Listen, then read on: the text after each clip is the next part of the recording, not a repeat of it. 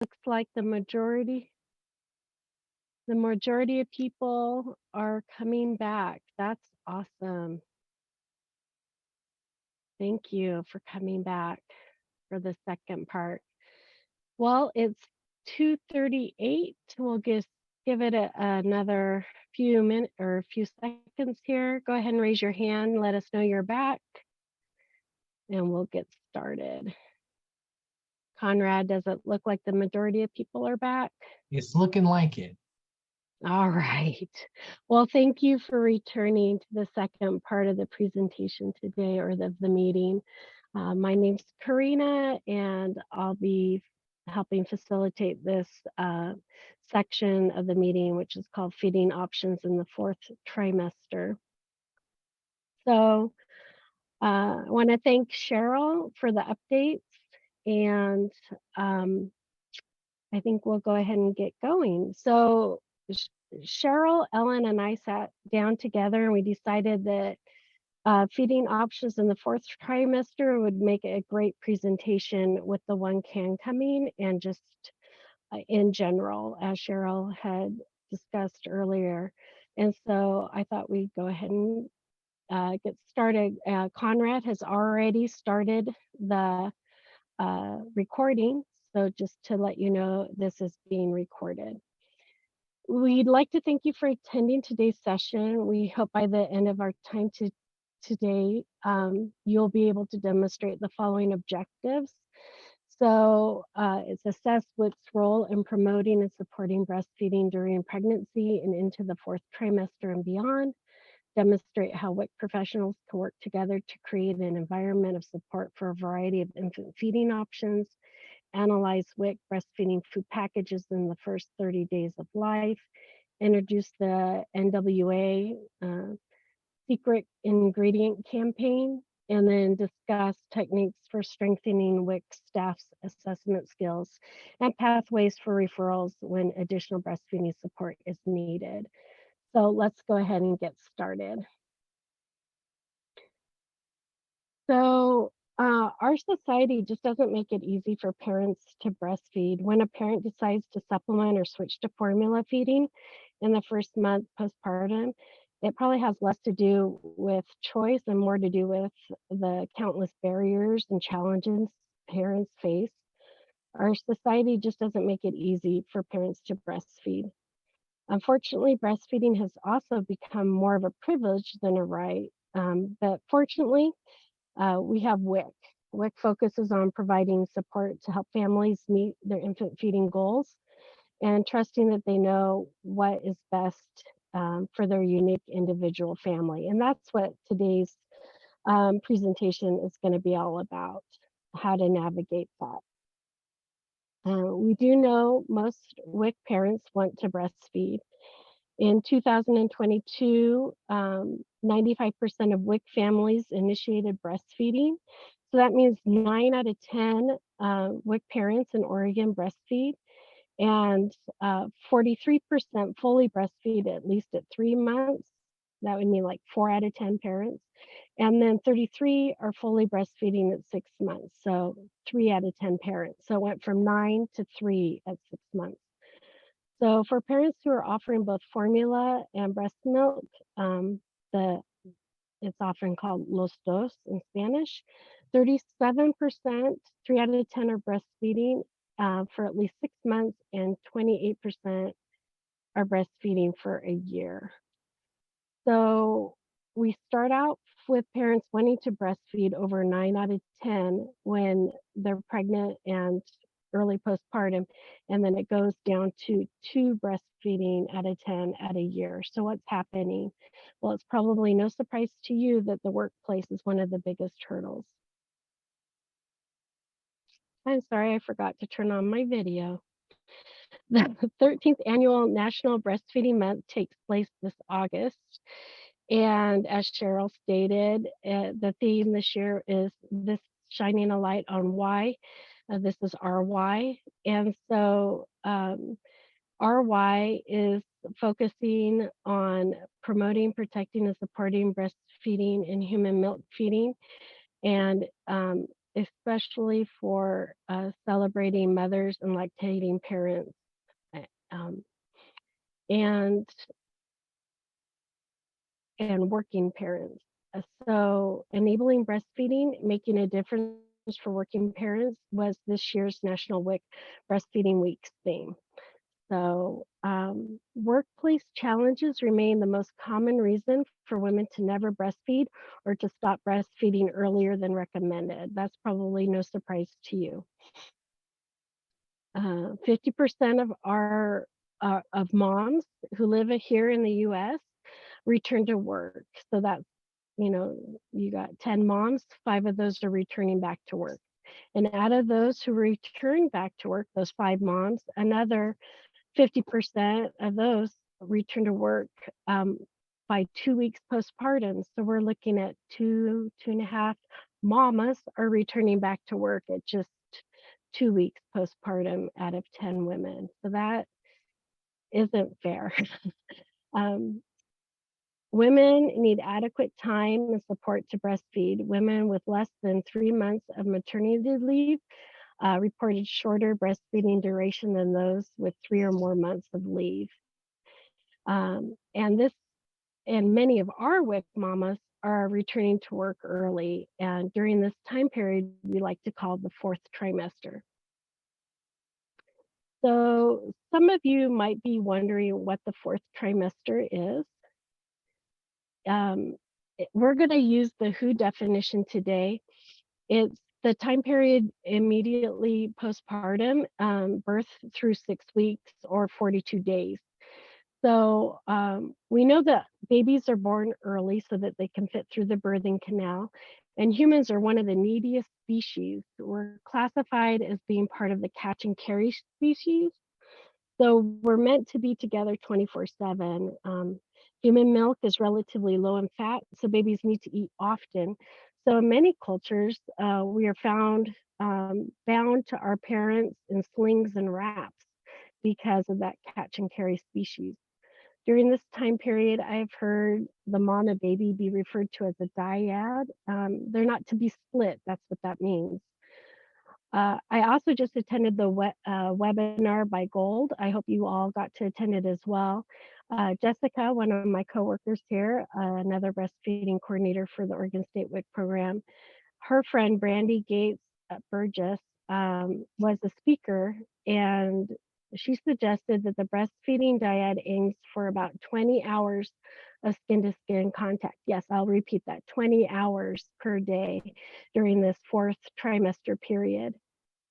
And this allows the baby access to the breast to to um, uh, get to the breast, and then at least 10 to 12 times that they need during the first few weeks of life to establish a robust milk supply. Um, I also read recently that one person described this time period as a metamorphosis, like a caterpillar changing into a butterfly. I'm seeing some discussion here on the side by Shannon. I'm really hoping the new paid leave law is going to be a game changer for those parents. I agree, Shannon. And um, yeah, I hope so too. More on that to come. I think during our breastfeeding coordinator call in October, we're going to discuss a little bit more about that as well. There's so much change happening during this critical time period for the breastfeeding dyad, and it's it's really important to shine light on and support them during this time.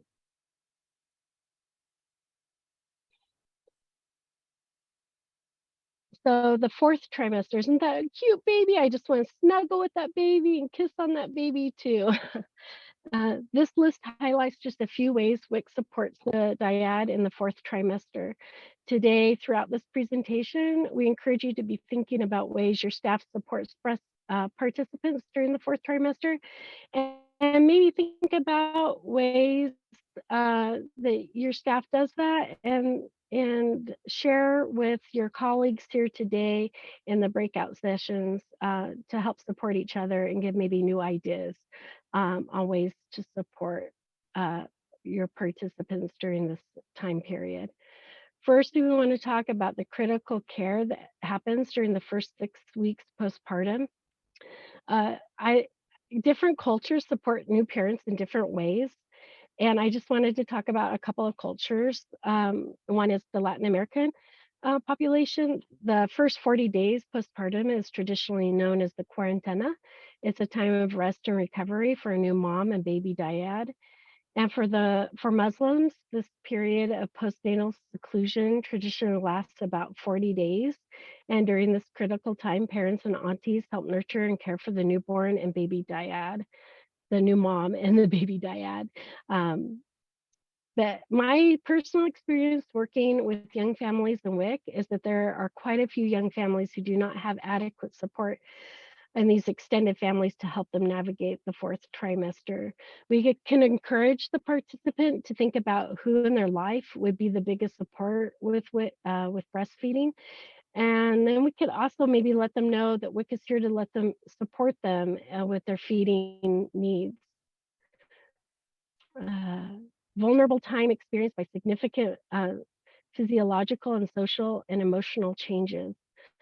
It's really important to remind them that it's a time to allow their bodies to rest and to heal.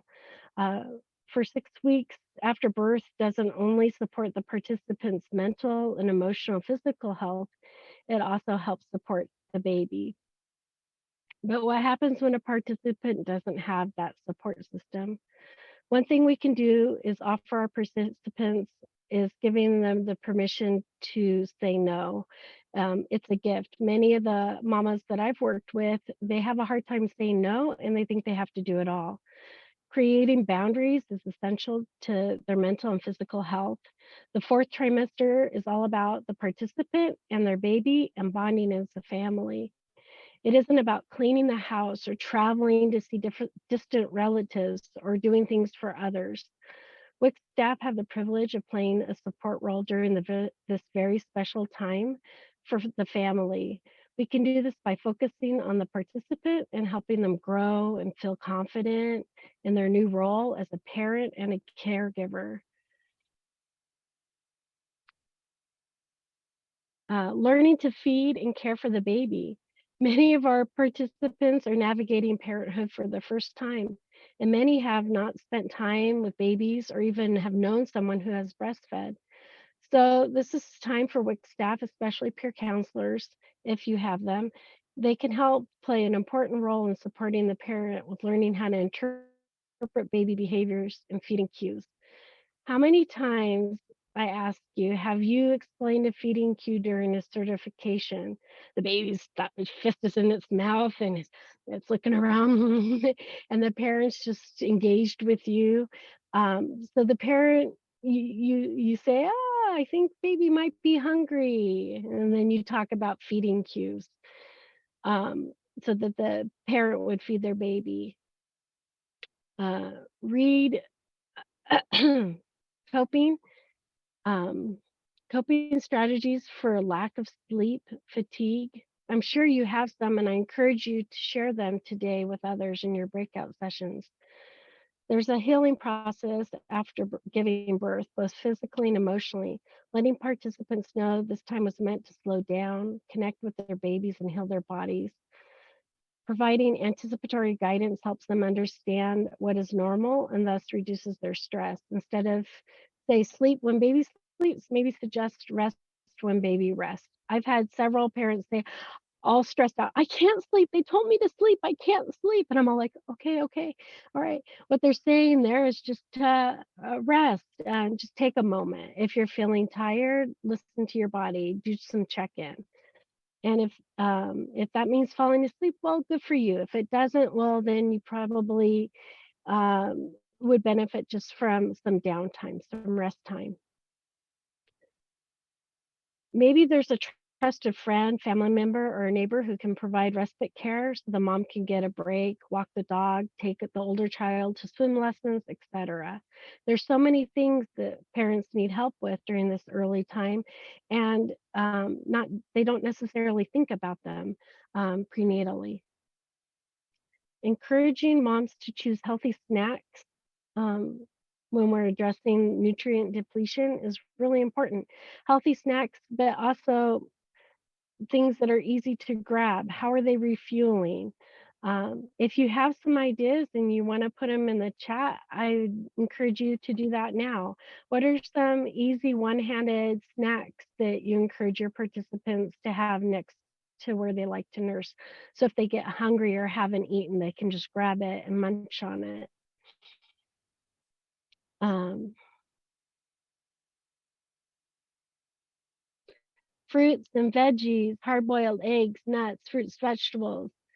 Those are all great things to have on hand. And of course, we at WIC, I wanted to say breastfeeding issues and referring to a breastfeeding expert or WIC nutritionist. What happened during the pregnancy carries on to impact future pregnancies. Most participants can breastfeed without major issues, but sometimes a referral to the WIC designated expert is needed. And of course, we at WIC are really good at referring to a variety of community resources. Um, Referrals to support mental health, resolution of health conditions, gestational diabetes, hypertension, birthing complications, pelvic floor dysfunction, etc., etc. I often like to tell the participants an ounce of prevention is worth a pound of cure. So the more we can help them solve potential issues ahead of or think about bumps in the road that might harm their or make their breastfeeding experience a little tricky prenatally, the more that we can help them with avoiding those postpartum. When we provide WIC participants with breastfeeding counseling prenatally, they receive information about how to strengthen their breastfeeding experience to meet their infant goals, feeding goals, and this increases their breastfeeding self efficacy. Is there anyone here who would like to unmic and read the definition of the Oregon WIC Policy 713 on breastfeeding self-efficacy? Do I have a volunteer? I can. Thank you, Shannon. Breastfeeding self-efficacy, an individual's degree of confidence in their ability to successfully breastfeed their child. Parents with a high degree of breastfeeding self-efficacy will expend more energy to overcome challenges because they see themselves as capable of breastfeeding and are quite certain that they can succeed. Thank you, Shannon. Right? So if how WIC participants feel about their ability to meet their breastfeeding goals certainly can impact their breastfeeding experience. In the WIC breastfeeding peer counseling program, specifically in Oregon, it focuses on increasing the participants' breastfeeding self-efficacy by providing the participant with pertinent information and by normalizing breastfeeding by peer-to-peer relationship. To help participants overcome potential challenges, peer counselors provide anticipatory guidance and assist them in creating a support network to fit their individual needs. Nurturing this relationship takes time, a lot of time that healthcare providers and sometimes certifiers just don't have. So if you have access to peer counselors, you're really lucky. We realize not all local agencies have peer counselors. So if you're interested in hearing more about peer counseling programs, please let Jessica Lee, my coworker, or me know. And Conrad will put our emails in the chat. Please let us know. We'd be happy to talk to you. USDA has provided us with an incredible breastfeeding resource that can be found on the internet that can be used in conjunction with how your local agency is already promoting, protecting, and supporting breastfeeding with your participants. Let's take a peek and look at it together.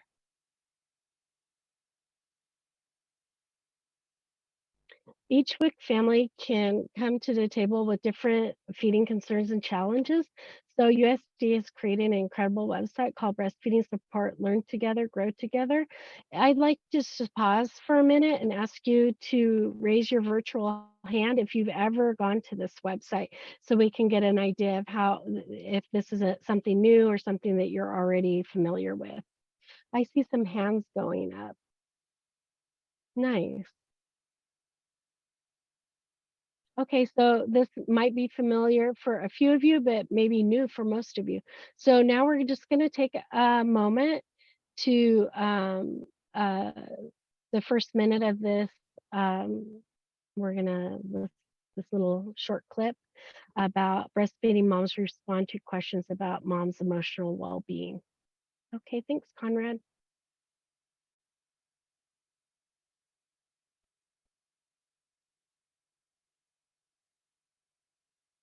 It's just like, okay, I'm just going to get through today. I'm going to get through today. I'm going to get through this time. You're exhausted. You don't have time sometimes to take care of yourself.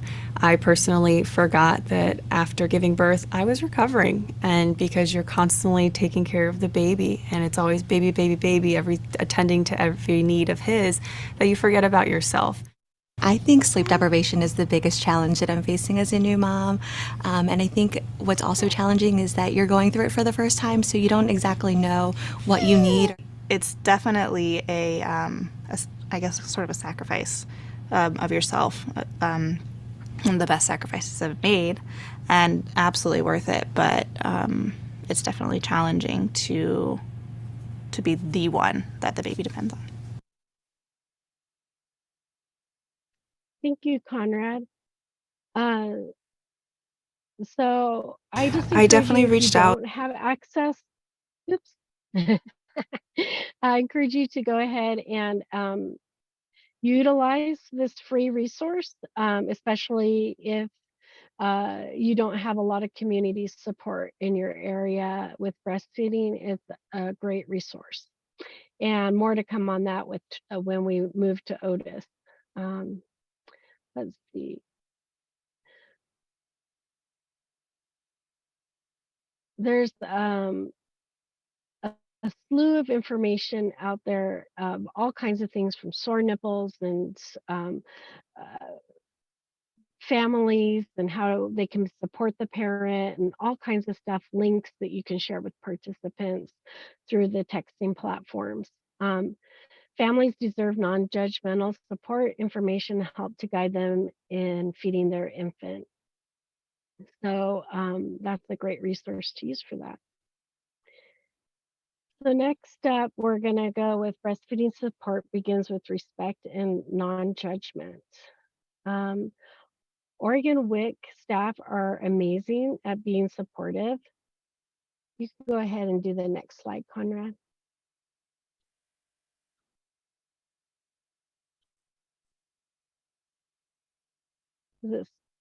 Is everyone okay? There it goes. Oregon WIC staff are amazing at being supportive. We use our open-ended questions, affirmations, reflections, summaries to help support participants so that they can take control and feel confident about their infant feeding goals.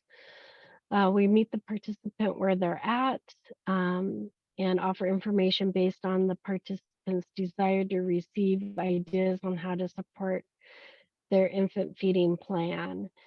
So if you have questions about this, I encourage you to review the 2021 WIC breastfeeding in service, and it talks about taking that journey together, walking side by side with participants.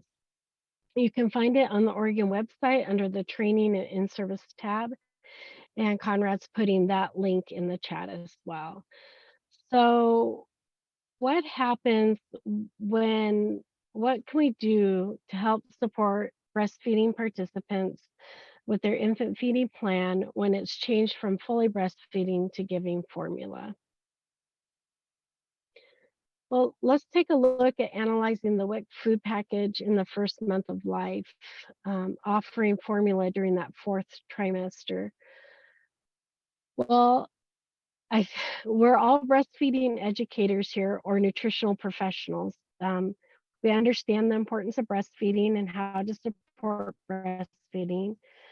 So we understand that the fully breastfeeding during the fourth trimester is, of course, the most optimal feeding choice, and the best way to support the participant in producing a robust milk supply is to encourage lots of breastfeeding during that time period. The American Academy of Pediatrics recommends that babies are fed at the breast first, and then their parents' human milk is expressed and then fed at the chest or breast in another device, and then if or in a bottle, and then if that isn't available, then screened donor milk is the third option. And then if that isn't available, then the fourth option would be the preferred method would be formula. So currently, WIC doesn't allow us to issue formula the first month of life to a breastfeeding family. As breastfeeding support for professionals and infant feeding specialists, formula is a tool that can be used to support breastfeeding, and it is the preferred infant feeding method when human milk is not available or not an option. Walking our parents through their infant feeding journeys most likely won't be a straight line, because life happens. We can help our families with breastfeeding experiences by knowing our biases and also by being innovative in our thinking.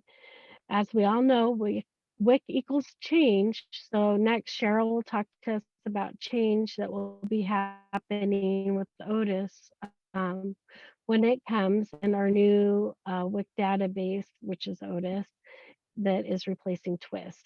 So Cheryl, I'm going to go ahead and pass it to you. Thanks, Karina. So in 2009, there were significant changes made to the WIC food package. In regards to the infant food package options, the food package changes implemented in 2009 were designed to encourage exclusive breastfeeding by allowing very limited issuance of infant formula to breastfeeding women in the first 30 days postpartum. Federal regulations allowed states to issue the 1 can of formula in the infant's first month of life, but they were not permitted to create food packages that routinely issue formula to breastfeeding women during this time. Some states did choose to implement the choice of providing 1 can of formula in the first month. As Karina stated, currently WIC does not allow issuance of formula in the first month of life, and Oregon made this decision in part because Twist just didn't have the functionality to be able to make this happen. And in many ways, it was against our philosophy regarding breastfeeding. The intention of the policy was to promote breastfeeding in the immediate postpartum period. However, the policy had some unintended consequences because caregivers had to choose between two options: receive no formula from WIC, or to receive receive the maximum formula allowance by becoming an IN or not breastfeeding. So in some, what we were finding that in some agencies, we didn't even want to see the mom and the baby dyad until 6 weeks postpartum to avoid any conversations about formula, which is kind of, everything what we're talking about that fourth trimester just kind of when it goes against that way of thinking. So as we're sharing today, by doing so, we're missing a critical period in the dyad start together. So looking at the research, there was a large-scale study that was released in 2011 to look at the impact of the food package changes on breastfeeding rates. And they showed that there were no changes to breastfeeding initiation that could be attributed to the revised food packages. The results of the study indicated that although issuance of the full breastfeeding package was higher in the first month after implementation of the 2009 food packages, the transition of infants out of this package and into partially breastfeeding for those states who had that option of the 1 can or fully formula feeding package occurred at a significantly faster rate compared to before 2009 and the food package changes.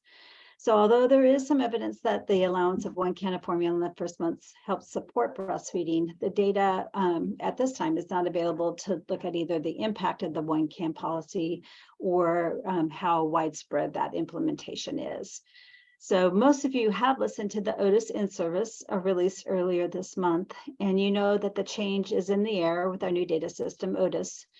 And the options in that first month of life will expand to offer 1 can of formula. And it will not be the standard food package.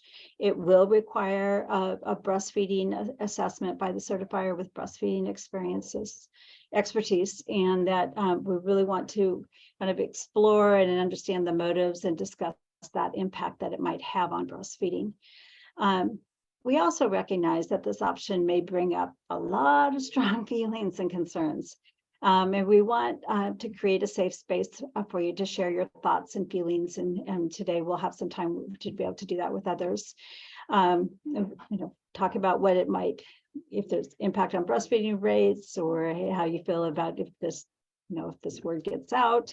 So we recognize this change really emphasizes the need for building self-efficacy and the importance of laying that foundation early in the pregnancy to support participants in whatever may come their way after delivery into the 4th trimester. So we wanted to, let's do our stamps again.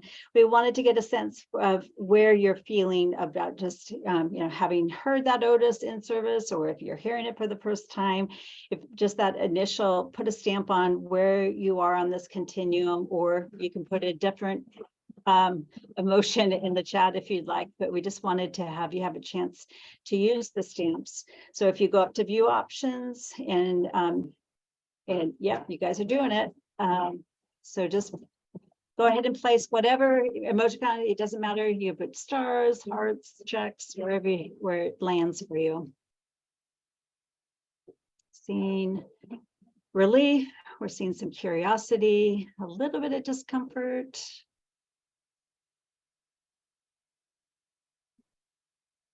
More relief. Yes, 1 can is just another option for families. Curiosity, no strong opinion. Discomfort, worried that the 1 can might impact breastfeeding. Not seeing anything on exasperation or disappointment. Okay. Thank you, everyone. And you will have more time to think about this and process it and be able to talk about it in the small groups as well. So thank you for participating in the stamps.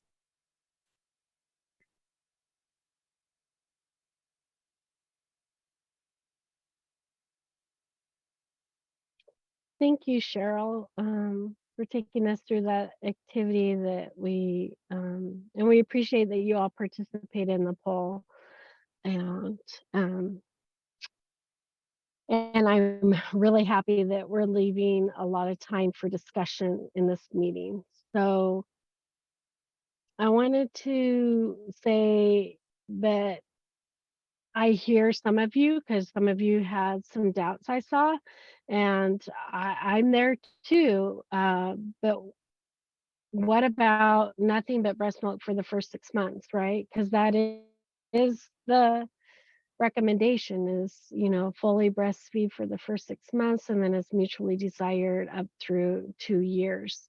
So, well, like Cheryl said, prenatal prevention, well, I'm going to say public health focuses on prevention of disease and illness.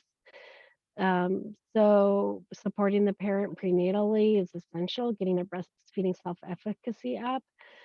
We know the importance of breast milk, and during the prenatal period, our focus is all about educating the families and about the importance of fully breastfeeding during the first 6 months, and helping prepare families for successful breastfeeding experiences. During the 4th trimester, we need to support the parent or the participant with whatever their feeding infant plan is, even if we don't agree with it. And that sometimes is really hard to swallow. And we can do this without diminishing the importance of breast milk and chest feeding. It just might take a little bit of practice to figure out how to do that. And we'll walk with you as we figure that out together. Many parents will report that they feel guilty when they change their infant feeding plan and start to give formula because they've heard of all of the good things and the importance of breastfeeding. So we want to acknowledge those feelings that they have. I wanted just to take a moment to share with you one of the ways that when I was working with participants, not all the time, but sometimes I would share this story with them if I got a sense that a participant was feeling guilty or they came out and said it about changing their feeding infant plan and giving formula. And maybe some of you have heard about it, but there was a study done with orphan baby monkeys. And in one room, on one side of the room, there was a chair with a mannequin furry mama monkey. And this mama monkey just had fur and warmth and comfort. And oh, it felt so good, but didn't have any food to offer this little orphan monkey.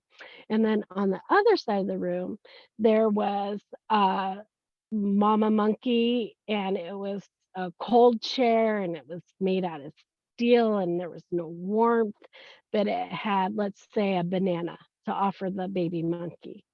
Well, when that baby monkey came in, who do you think that baby monkey went to? The one without food and the warmth and the warmth and caring kind of feeling, or the cold mama monkey that who had food? Anybody? Uh, the food, Conrad says, the warmth, Jessica says. So we have some differing opinions out there. Well, they went to the mama monkey who had the warmth. And so what I tell the parent is that you have what this baby needs more than anything else. Your baby needs you. And so if Niels Bergman, he's the skin to skin guy, um, he said something like this: if a baby could speak, it would probably say that what I need most from you is from the caregiver is to hold me, feed me, love me. That's what the baby really needs. So we need to let participants know they have what the baby needs, whether it comes from the breast or from the bottle, whether it's their human milk, screen donor milk, or infant formula. In Oregon, we know that 95% of our participants plan to breastfeed, but life happens and participants adapt to the circumstances and then change their feeding plans. And usually it's based on the knowledge they have, the support they have, and the desire they have to face their challenges. And their infant feeding goals usually will change. And often the participant feels like they're up against a brick wall because they really wanted to breastfeed and now they just can't see any way around it. So at WIC, our job is to ask parents what their plans are for infant feeding. If they express doubt or uncertainty about breastfeeding, then we ask them whether they would like to have a conversation about the importance of breastfeeding and for the infant and for the parent. We often just think about the infant, but we also want to stress the importance of breastfeeding for the parent.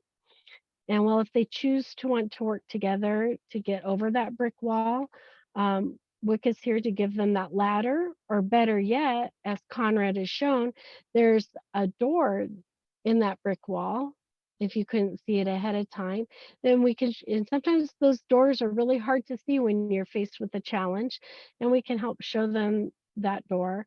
And then it's up to them whether or not they choose to go through that door. It's important to remember it's not always about choice, but sometimes it's just not possible for them to get through that door even when it gets opened. Let's look at just a few ways WIC supports participants with their infant feeding choices. This is my last slide before Ellen takes over, that I wanted to just go over with you WIC's part in the continuum of breastfeeding support. So here at WIC, we're here to help participants reach their breastfeeding goals. I like to tell them we're here for you if it's for one day or for 5 years. It's whatever you need. Local agencies do this in various ways, offering WIC prenatal and postpartum breastfeeding individual or group sessions, creating a breastfeeding community resource list. If your agency doesn't have one, I encourage you to create one and add your community resources, or maybe your breastfeeding coalition if your community has one, on that resource list. And then if you don't have that resource list, maybe create one and put WIC, and then also that online breastfeeding USDA website. Checking in with the participant during the 4th trimester, the 2023 Nutrition Services Plan was about how local agencies provide breastfeeding support during this early postpartum period, the 4th trimester. And I'm hoping that you'll have some ideas or share some of your ideas with your coworkers and other local agencies on what you did for your goals for your nutrition service plan, and share your ideas with them. And then next up, Ellen is going to talk to you about the 2023 NWA campaign, which is designed to support WIC participants with their infant feeding journeys. Thank you for your time. Thank you, Karina. Hi, everyone. This is Ellen again, and I'll be introducing the National WIC Association's Secret Ingredient campaign, which will launch in late October. You can go to the next slide, Conrad. Thanks. So we all know that feeding infants can be difficult. Every situation is unique, and there's so much advice everywhere and from everyone that caregivers can often feel overwhelmed with trying to make the right choice. The Secret Ingredient campaign goal, written on the left, is all about sharing the real experiences of parents and caregivers and empowering them to be better informed about infant feeding.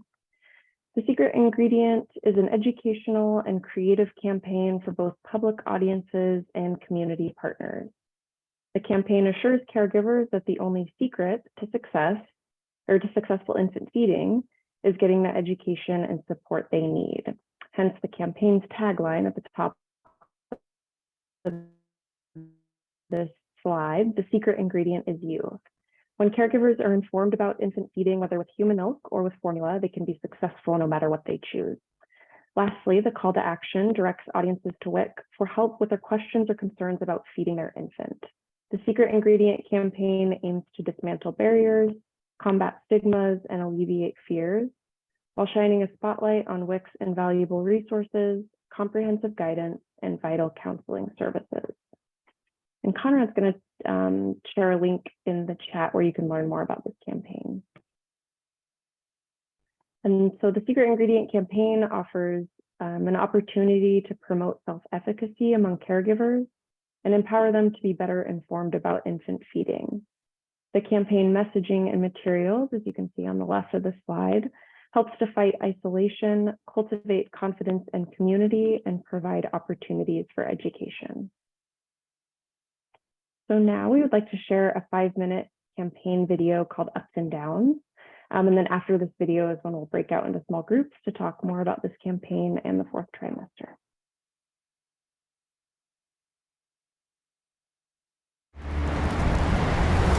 Hey, Mama. You used to be that little. I know you don't remember, but I. Breastfeeding is so important because it's hands down, it's fact that it's the best nutrition for babies. But there is so much gray area, right? It doesn't have to be all one or the other. So many families want to choose breastfeeding, to be honest with you.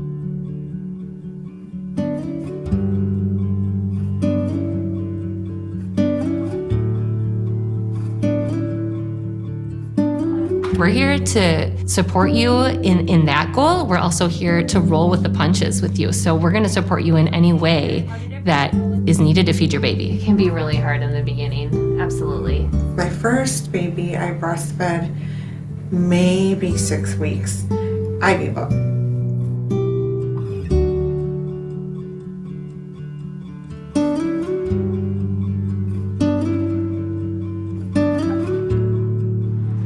I have no support. I didn't know how to go about it, so I quit. My second one, I breastfed for 6 months, and a very close friend of mine helped me with her breast milk as well. This one, it took us like 3 months to get a good latch. It was the WIC program, it was a lot of videos, a lot of support from my husband as well. So he was watching videos with me and he was like talking about it. Did you know skin to skin? And I'm like, what? Okay. So ask, research, like that's like you're your own best teacher. Chiquis, gotta make chiquis.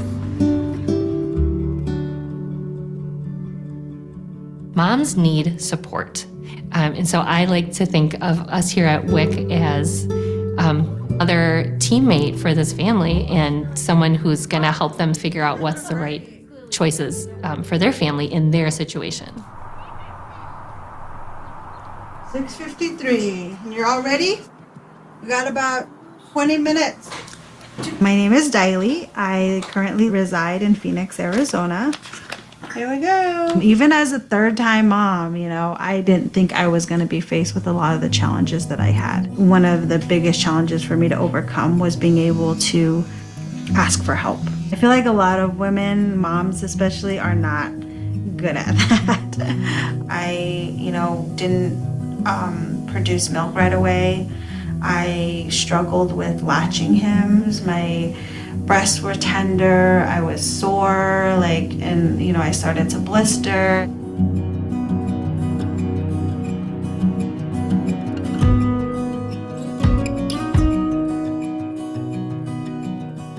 They gave us formula as a supplement, and I was just like, at that point, I really felt like a failure because I was like, I can't even feed my baby and I don't want him to starve. So that's when I called in the lactation consultant, and she saw me for who I was and what I was going through, and she told me, she's like, you're gonna be fine. She's like, it's gonna take time. And I was like, okay. But that's all I needed to hear. You're gonna be okay.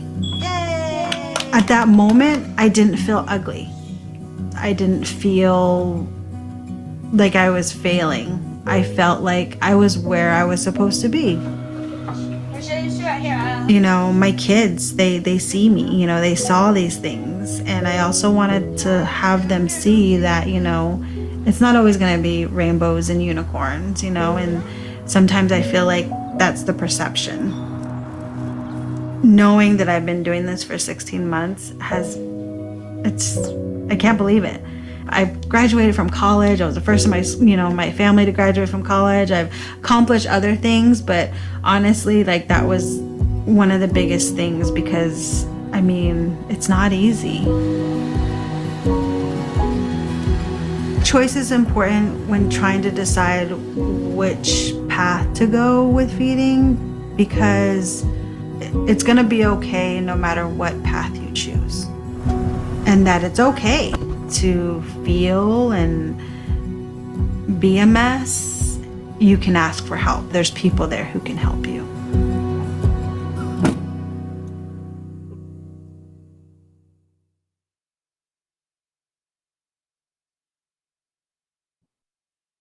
Thanks, Conrad.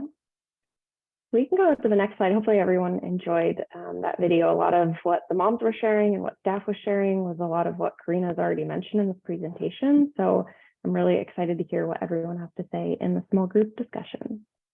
So while Conrad is getting everyone assigned to rooms, I'll just go ahead and introduce our activity briefly.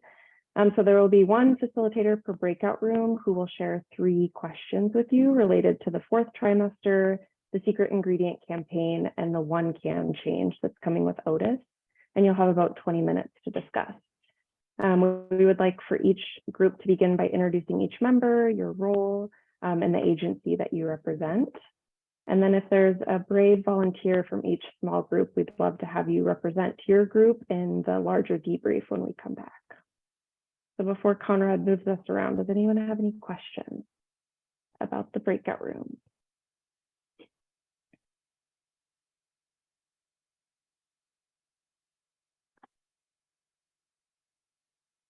I see the note from Ashley that she wants to get back into the call. Yeah, I think she just got in. And Okay, Corinne great. too. Yeah. Okay, excellent.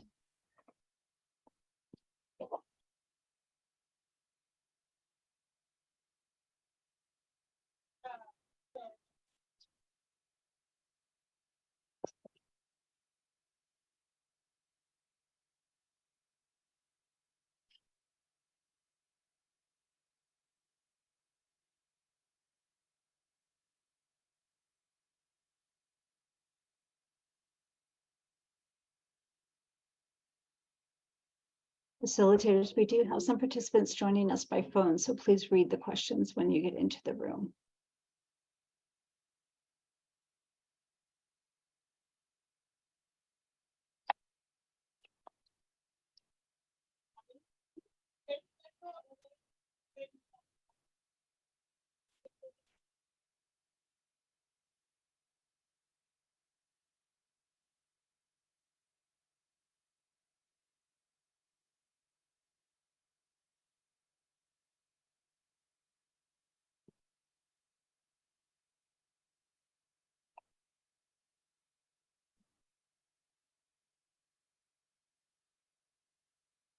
People are slowly getting into their rooms.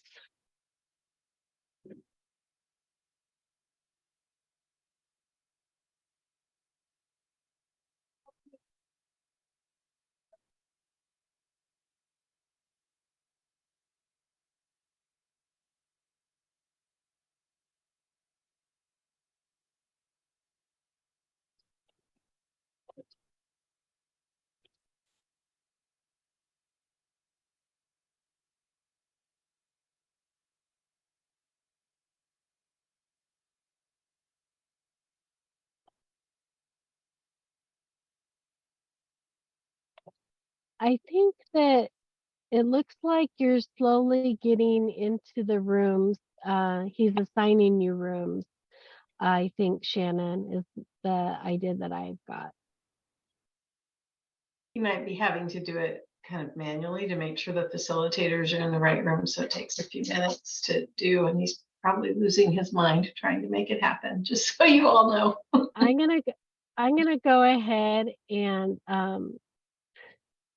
put the first question in the chat so that you can start thinking about it.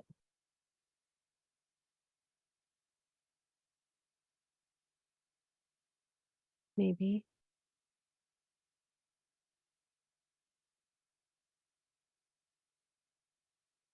So I'm doing them, yeah, one at a time. And then are the actual facilitators in the rooms? I'm still here. I'm still here.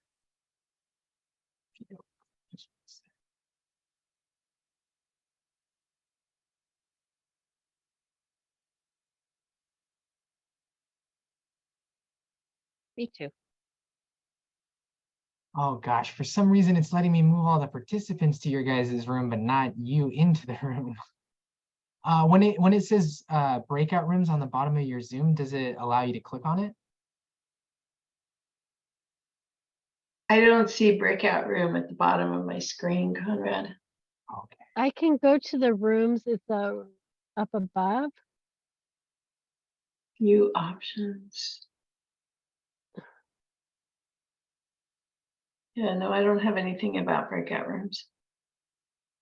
Oh, there's Karina join. Yeah, it's in the box and it says rooms and it's blue and it's 6 and it's Karina join. I have Alexia, Carly, Dusty, Elizabeth, and Gregory. So I'm gonna not go ahead. seeing anything. go to the bottom maybe in the breakout rooms is what I pushed. I And don't when have you push anything it, that says breakout rooms. Is there one that says, We're not hosts, so we don't have that oh, I view. think, Okay. Oh, mm, okay. It's asking me to join. I'm joining. Okay. Oh, it's asking me to join Ellen though, right? And I should be joining Ellen. oh gosh. It's okay, Conrad. It takes time. It's the hardest part of the whole thing. It really is.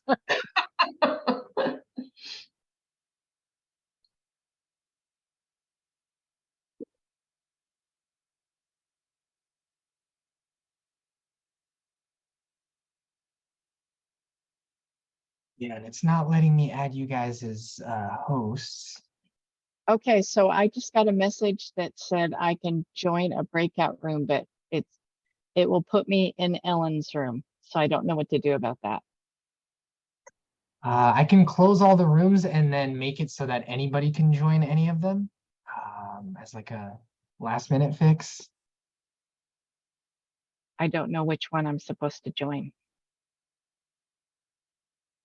Here, 1 second. Let me close these.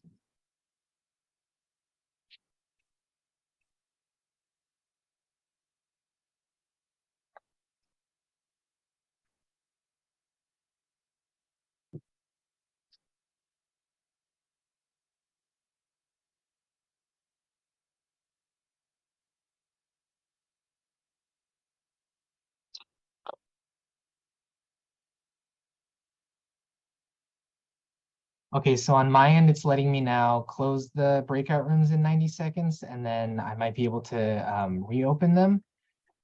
Yeah, it looks like there's still 19 people that maybe haven't been assigned a room. Is that possible? I mean, it's more that I think, can you assign us one by one to a room? And that's what I've been trying to add everybody into, and then for whatever reason, I can't add the actual facilitators into their own rooms. I can only add them into other rooms. It looks like we just got a message from Jessica McClure saying she has not been assigned yet, and she's not a facilitator.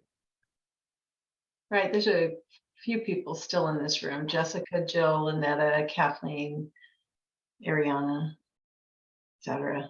that are still in the main room. We could make them the main room group.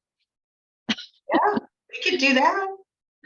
But Tiari's group doesn't have a facilitator yet. She sent a chat. I'm back here now because it said the room was closing. Yeah, I'm gonna. It's gonna automatically close, and I'm gonna try and open it up again. I'm really sorry, everybody. This Oh, this it's is on fine. my part. Yeah, Conrad, we can always punt and have a large group conversation too. Yep, we can do that.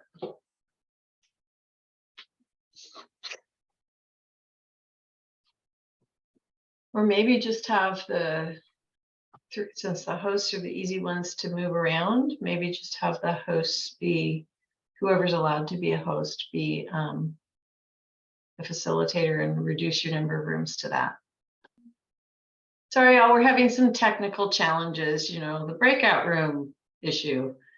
I'm sure many of you know that moment, the breakout moment. So Conrad, rather than, because we're short on time, we might just need to do this discussion in the large group. Okay, I'm sorry about that. Oh, no, don't worry about it. It's totally You cannot fine. see all the laughs that came on the screen when I said technical issues with the breakout room. They've all had that issue. I have never even tried it. I'm so scared of it. Yeah, I Carol, avoid I have- breakouts like the plague. I have the questions on PowerPoint slides. If you want me to, if we're doing this as a big group, do you want me to? Sure, that's share fine. my Share screen? your screen. Okay. I'm not sure, it might need to be one of us as the co-hosts. Well, he can give her the power to do that. I have an option to. Okay, go for it. Okay. Is that working? Yeah, that looks great. Ellen, do you want to lead us through this one? Sure. So question one was, in thinking about the fourth trimester, so Karina's portion of the presentation, birth until 6 weeks postpartum, what are ways your staff support participants throughout this fourth trimester? Do you want people to just jump in? Sure, yeah. I was just about to say when we were in the breakout room that in Deschutes County, we have a report that we run that gives us the due date of the participant. And then we schedule a phone appointment with someone from our breastfeeding team about 5 days after their estimated delivery date. And then we tell them prenatally, that we offer support. So if they have their baby early, go ahead and give us a call. But we typically try to reach out to them right around their due date to, catch those early concerns that they have and really get them help right away if they need it. Because we were finding that the postpartum recertification was a little too far out usually. Thanks, Shannon, for sharing.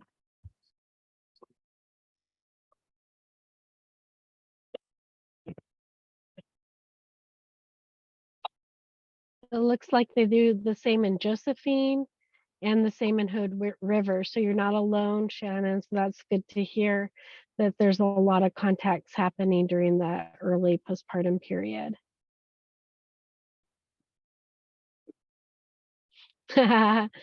Elizabeth says, in theory, we do the same as Shannon describes. Really hinges on me remembering to run that report. Yeah, that's a tough one. We all do the best with what we can and what resources we have, that's for sure. So you're all doing a great job of supporting your parents.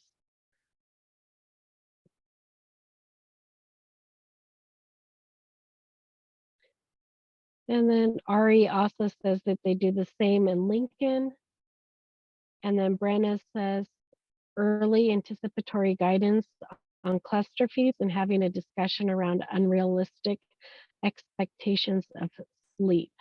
That isn't that the truth? Like the person said in the video, that everything's always all rosy postpartum, and we don't often talk about the lack of sleep and what it can be like.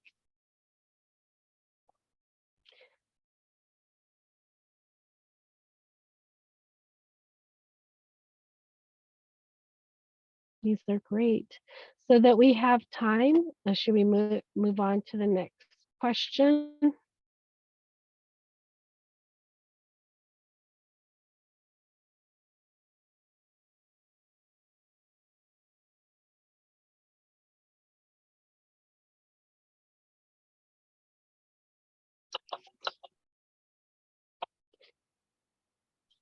And then Jennifer says, as we're getting the question ready, we have prenatal breastfeeding mom groups and what to expect, as well as our wonderful breastfeeding peer counselors. That's awesome.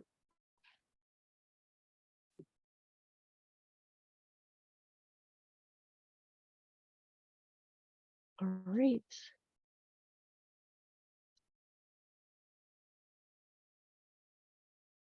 We have a comment from Alyssa that says the campaign video was really good.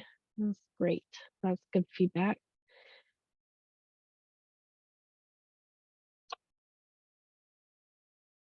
Ellen, did you want to ask about question 2?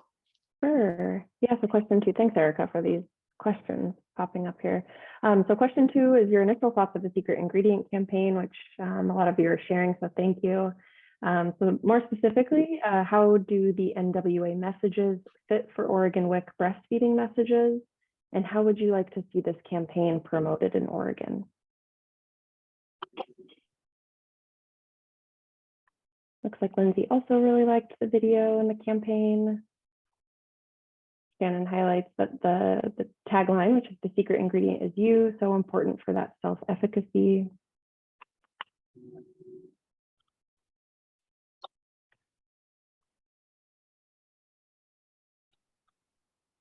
Different social media outlets to share this campaign. It looks like Shannon with the Facebook page to promote the campaign.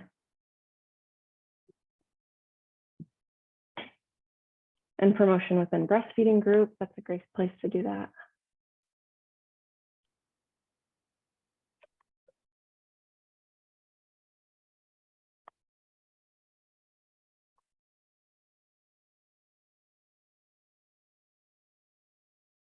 Okay, Jennifer asks a great question. Would there be print materials that could be generated for lobbies, rooms, and such? Yes, lots of print materials.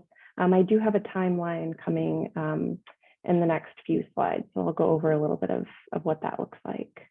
Yeah, Kate, free promotional materials, always nice. That's the great thing about the NWA, is they've kind of done the hard work for you. You just gotta customize it a little bit and then use it how you want.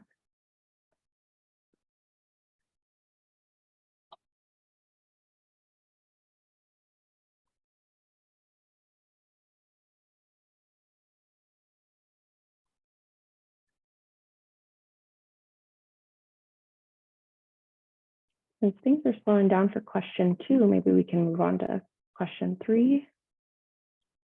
Yeah, I think so. It gives you time to show the timeline. So question 3 is about that 1 can change. So what impact will that 1 can in the first month have on your counseling? And this is when we move to Otis, when this change will be implemented.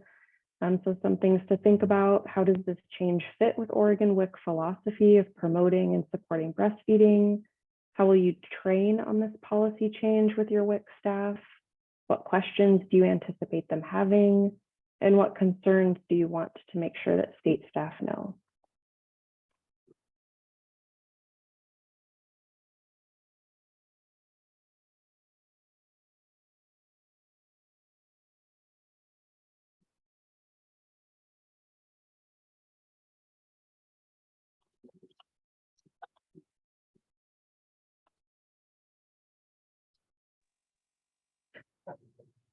This is Lindsay, Kovner. I thought it's easier to speak to the room instead of put it in chat.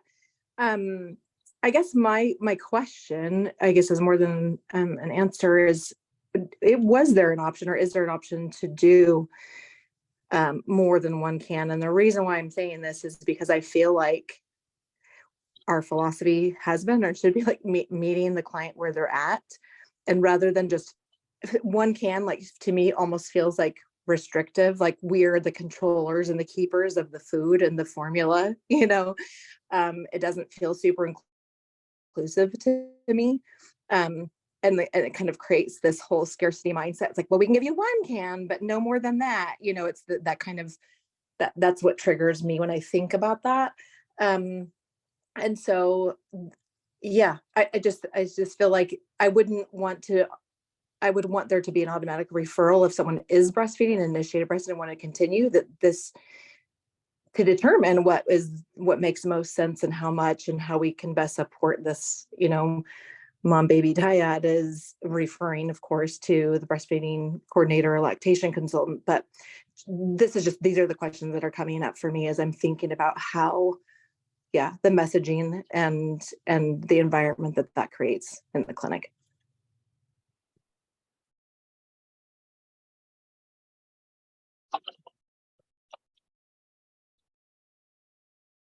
Thank you for sharing. I think that you're probably not alone in those feelings and thoughts. And this is Karina speaking. And currently, that is the only option that we have if you're going to provide formula to a breastfeeding parent or participant at WIC right now, is the 1 can. If they are breastfeeding, of course, if they're not breastfeeding, then you can provide more. Currently, our policy is that the no cans of formula. And I do know, though, in the future, they're looking at USDA is looking at trying to increase it to 3 cans in the first month for breastfeeding families, but that is the process that they're going through right now, of trying to implement that. So right now, that is our only option, is the 1 can. Did that answer your question about that? And you're right, it doesn't feel like we're necessarily meeting them where they are at, especially if their choice is to do both, you know, breastfeed and formula feed, that they'll probably need more than the 1 can. However, to get breastfeeding well established, if we can prenatally try to encourage them that first month to breastfeed as much as they can, then they can make those choices more from a you know, from a choice rather than a necessity, or I don't really want to offer as much formula, but my breast milk supply isn't up because it never got established well. So So Karina, it sounds like that there is a possibility with food package changes coming that we will have a little bit more flexibility. And I'm seeing in the chat that there is a consensus that it does meet the participant where they're at, and it's a move in the right direction. So that's good. okay. Yeah. Yeah. And I know that we do have more on the secret ingredients. So I'm trying to balance out, do we move ahead or do we leave it open for discussion? I want to honor the 4 o'clock ending time too. Yeah, Kate says sometimes family just want a can at home to feel safe. It's almost like insurance, isn't it? Yeah, they may not use it, but they have it there. Yeah. Especially with the first baby, I think potentially it's more of the unknown and can I do this? And that's where the breastfeeding self-efficacy happens. And that has a lot of work prenatally to help them with that planning and understanding and getting the support they need. All right. Yeah, I think we can move on, Cheryl.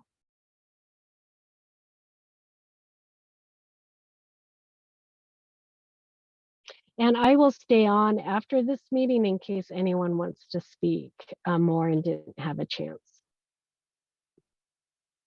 Thanks, Karina. This is Ellen again. So before we wrap up our presentation, I just wanted to talk about the implementation and the timeline of the campaign. So the NWA has developed several multimedia advertising and educational materials to raise awareness and improve the perception of the WIC program. The implementation of this campaign at your individual agencies, however, can be tailored to your staffing and bandwidth, as well as your outreach and agency goals over the course of the 6-month campaign period. So please hear that there's flexibility, and hopefully everyone is excited to participate at some level and that you'll have fun implementing this with your staff across your offices and in your communities. So with that said, I'll just quickly go through this timeline. So on the far left is today. And then in September, I'll be sending out an outreach survey to all WIC coordinators to gauge interest in a statewide outreach meeting. And I'd also like to collect contacts of those interested in being a part of a new outreach group on Basecamp. So this group will serve many purposes, including being the hub for this campaign's materials and guides. So you'll be able to access everything. The outreach group on Basecamp will go live prior to a WICA, which is number 3 there, on October 20th, which will be followed by the official campaign launch on Monday, October 23rd, number 4. Number 5 in January, I would just hope to do some campaign and outreach check-ins with local agencies that are available and interested. And then finally, number 6, April will conclude the 6-month campaign, which coincides with National Public Health Month. So if we have any questions, I can stay on too, but we can go to the next slide, Conrad, and I'll pass it back to Cheryl.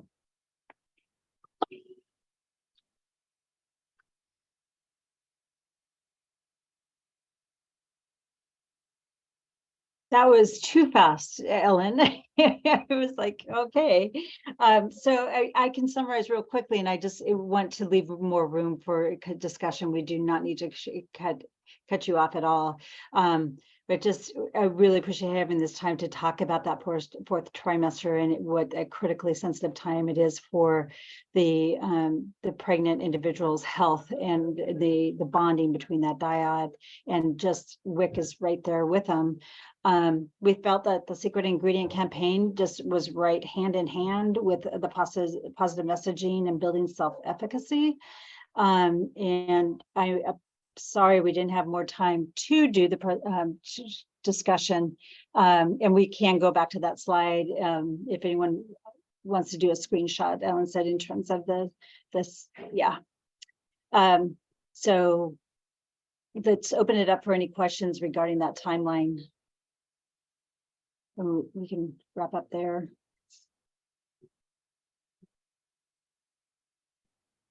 Had anyone heard of the secret ingredient campaign on your own? Did you go out and check it out?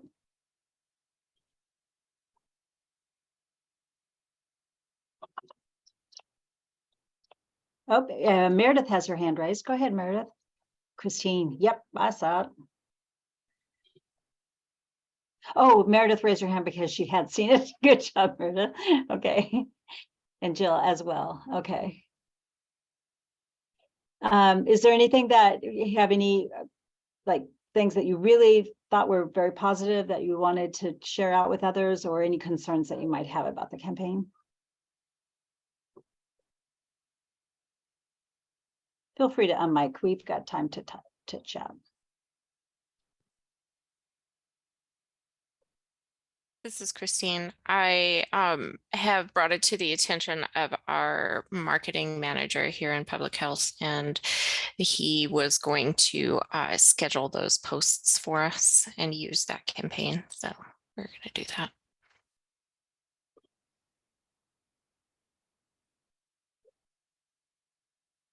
Excellent. Serena, I'm looking at your comment. I thought it was the recipe calendar for WIC. Oh, actually, that would make a great a great slogan for a calendar. Yeah.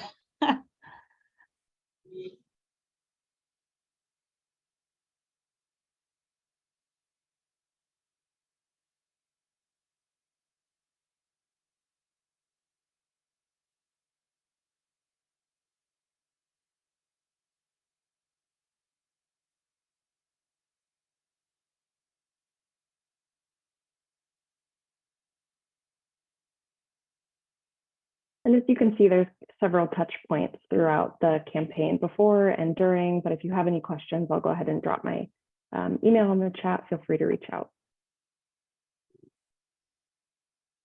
So we do, back up one, please, Conrad. We do really encourage you to share the resources today that we shared out today, and share them with your WIC team, just to give them a sense of what is coming and what resources they have available. We are grateful for your feedback. I'll be sending out a survey with the as a follow-up, and whatever feedback you provide and what you've provided today, it will be integrated into the 2024 breastfeeding and service that Karina will be creating. And Karina, do you anything you want to share about the breastfeeding and service coming?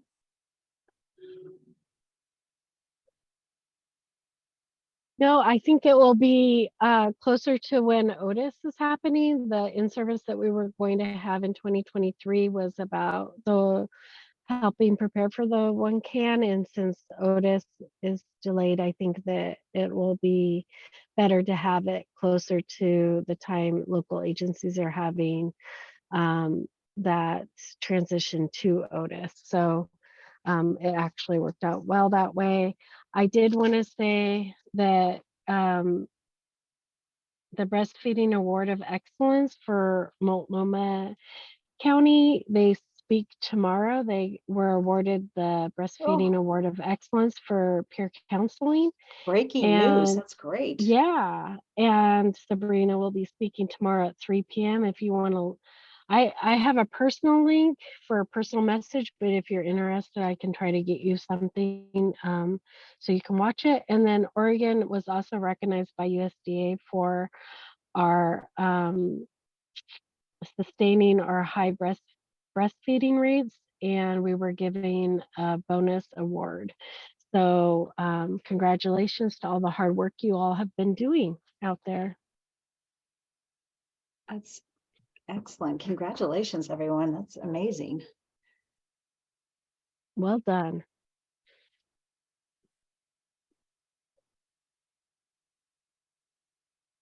Lots of congratulations coming in the chat. So this is a recorded session. It will be posted, and I'll send the link to where that will be on our website. I have gathered the names of the dietitians who want to attend the University of Minnesota conference. And so right now I've got Dusty, Vicky, Lindsay, Ashley, and Leslie. So I will get you added in those instructions out. Once again, I really appreciate the two groups coming together and having this chance to chat. And Lizzie, that was a great question to ask. Not a difficult one at all. It was a very important one. So I really appreciate sharing out and hearing from each other. So thank you for joining today. And there will be more information sent about the secret ingredient campaign. You'll be hearing from Ellen as a follow-up. And in 2024, the breastfeeding in service. So thank you everyone for joining today. And I think, Conrad, we could stop recording, and then Karina, if you do want to stay on, if anyone wants to ask more questions specific to breastfeeding,